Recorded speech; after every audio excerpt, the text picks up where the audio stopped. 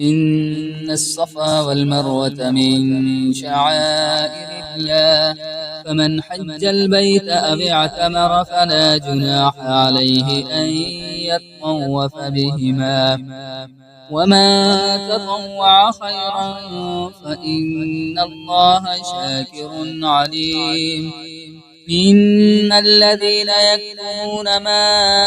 أنزلنا من البينات والهدى من بعد ما بيناه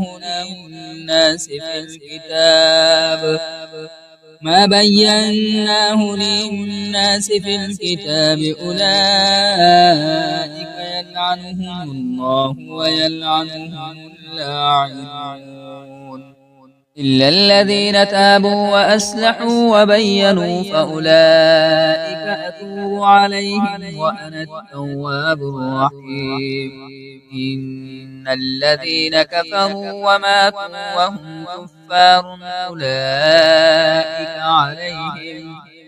أولئك عليهم لعنة الله والملائكة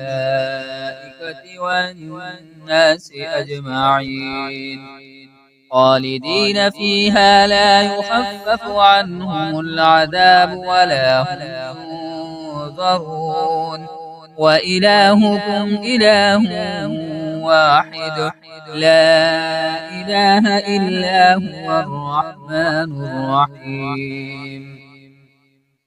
إن في خلق السماوات والأرض واختلاف الليل والنهار والفلك التي تجري في البحر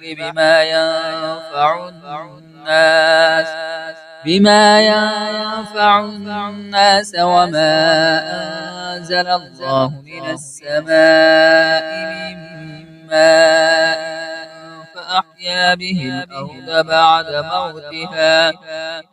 فأحيا به الأرض بعد موتها وبث فيها من كل دابة وتسريف الرياح والسحاب المسخر بين السماء والأرض لآيات لقوم يعقلون ومن الناس من يتخذ من دون الله أندادا يحبونهم كحب الله والذين آمنوا أشد حبا لله ولو يرى الذين ظلموا إذ يرون العذاب أن القوة لله جميعا وأن الله شديد العذاب إذ تبرأ الذين اتبعوا من الذين اتبعوا ورأوا العذاب وتقطعت بهم الأسباب وقال الذين اتبعوا لو أن لنا كرة فنتبرأ منهم كما تبرأوا منا كذلك يريهم الله أعمالهم حسرات عليهم وما هم بخارجين من النار يا أيها الناس كلوا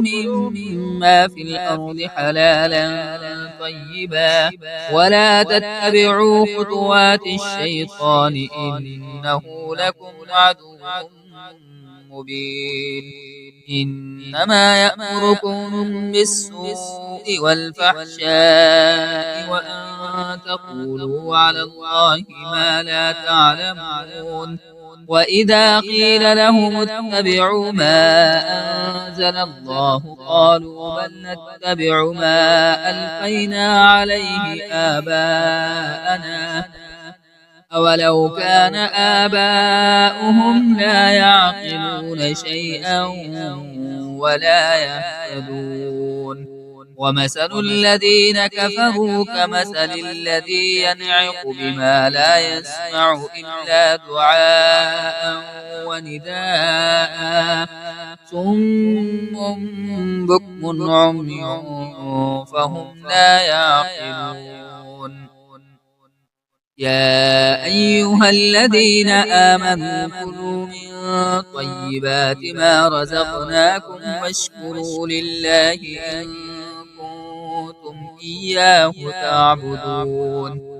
إنما حرم عليكم الميتة والدم ولحم الخنزير وما أهل به لغير الله فمن اضطر غير باغ ولا عاد فلا إثم عليه إن الله غفور رحيم إن الذين يكتمون ما أنزل الله من الكتاب ويشترون به ثمنا قليلا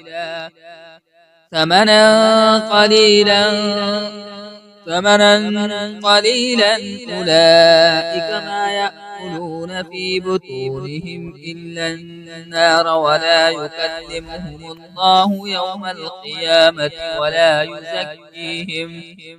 ولهم عذاب أليم أولئك الذين اشتروا الضلالة بالهدى والعذاب بالمغفرة فما أسرهم على النار ذلك بأن الله نزل الكتاب بالحق وإن الذين اختلفوا في الكتاب لفي شقاق بعيد